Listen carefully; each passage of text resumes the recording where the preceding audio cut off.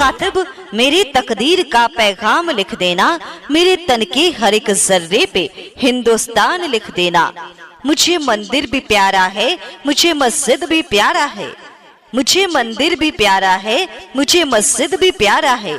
कहीं पे राम लिख देना, कहीं रहमान लिख देना। विनम्र सादगी जिनकी है पहचान, हरिभान मिश्रा है उनका नाम। जी हाँ, हरिनाथपुर ग्राम सभा के प्रधान पद के उम्मीदवार हरिभान मिश्रा जी को अपना बहुमूल्य मत देकर भारी से भारी मतों से विजयी बनावे और उनके हाथों को मजबूत करे।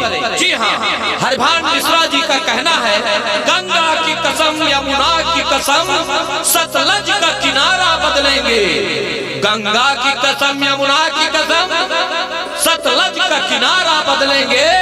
कुछ तुम बदलो कुछ हम बदले, फिर सारा नजारा बदलेंगे। हरिभान मिश्रा जिंदाबाद जिंदाबाद जिंदाबाद। हरिनाथपुर की समस्त जनता जिंदाबाद जिंदाबाद जिंदाबाद।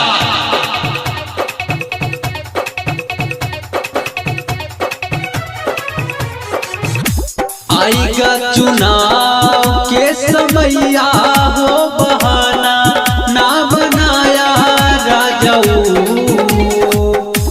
आएगा चुनाव के समैया हो बहाना ना बनाया राजाऊ।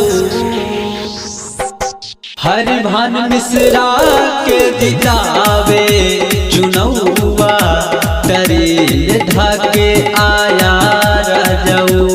हरिभान मिश्रा के जितावे चुनौवा तरे ढाके आया राजाऊ।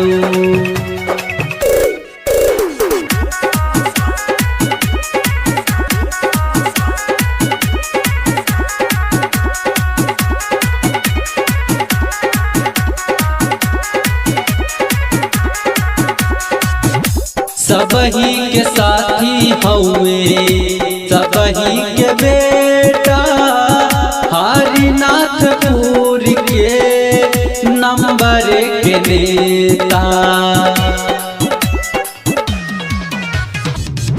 सबही के साथी हौवे सबही के बेटा, अब की प्रधानी के भैया विजेता। मानिला कहाना वा सजना वा बहाना ना बनाया राजाऊ। हरिभान मिश्रा के जितावे चुनौवा तरे ढाके आया राजाऊ। हरिभान मिश्रा के जितावे चुनौवा तरे ढाके आया राजाऊ।